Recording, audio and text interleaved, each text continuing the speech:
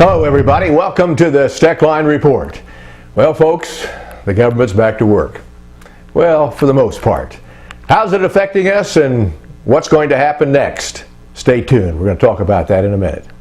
I first got started in the cattle business. My wife and my father-in-law got me into it. I love dealing with the animals and being in the outdoors. At American Ag Credit, I know a lot of them are in the same business that I am. Therefore they understand what I need and what problems I'm against, so they can work with you on it, and it makes it much easier. It's been passed down to me through the generations, and I want to pass it on down to the next generation or two.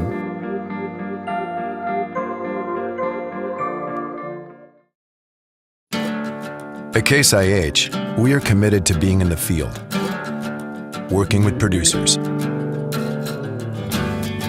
That's why 2/3 of our experts are out there helping them with on-site solutions to increase power, improve efficiency, and maximize their productivity. The world of farming is changing, and we'll be there to ensure you're ready. I'm ready.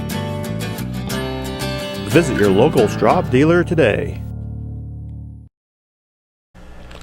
The Farm Service Agency reports that they are open for business, and boy, it's really needed in some places.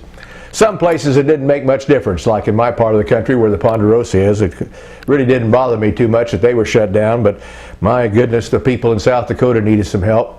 And they've got it now, supposedly, that their Farm Service Agency offices are open. Tens of thousands of livestock lost in that country. Our heart goes out to those people. What a terrible situation that is. And it's going to be interesting to see if a farm bill will ever be passed, or some kind of a disaster help for those people that are desperately going to need it. Some of them completely wiped out. I don't know as I've ever seen anything quite as disastrous as this mess has been in South Dakota. Well, as we look at what's going on with the government right now, looks like they've shut down some of the reports that we were expecting. I think that's probably good news, because then the traders don't have a lot of word to go on to make the market up or down.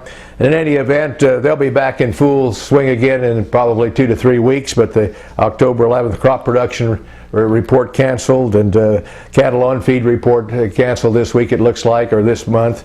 So other than that, not much of a big deal as far as we can see. Now, what is a big deal is the Farm Bill. It looks like the conference committee is going to go to work.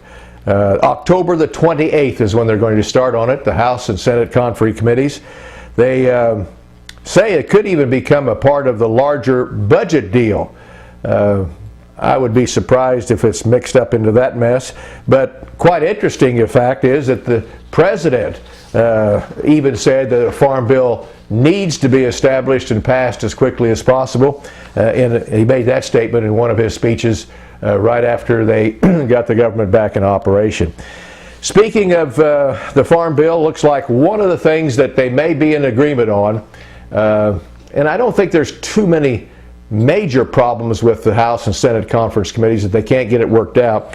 I think this one's going to make it, and it's a good news, bad news deal, and that is on crop insurance. The good news is I think they're going to leave crop insurance basically the same as it has been, with one major exception. The Senate Farm Bill lowers the premium subsidies for farmers making more than $750,000 in adjusted gross income, or $1.5 million for married couples. Those higher income farmers would see their premium subsidies drop by about 15%. And so it looks like now both sides are talking more towards that. It isn't just the Senate side that's already passed that. The House has not. The House may come right along with it. We'll have to wait and see. Howard Buffett made a speech, and when he talked about farm subsidies, it scared me. But I got to tell you, I was quite proud of what he said. Buffett started off saying that farm programs are critical for any country trying to ensure food security. He said there isn't a country in the world that has a powerful agricultural system that did not use subsidies to get there. A successful ag economy is one of the elements to a successful country, he says, and I quote, "I don't think agriculture often gets the respect that it should have." He says, to build a good system, I absolutely think that subsidies, in most cases, need to be a part of that.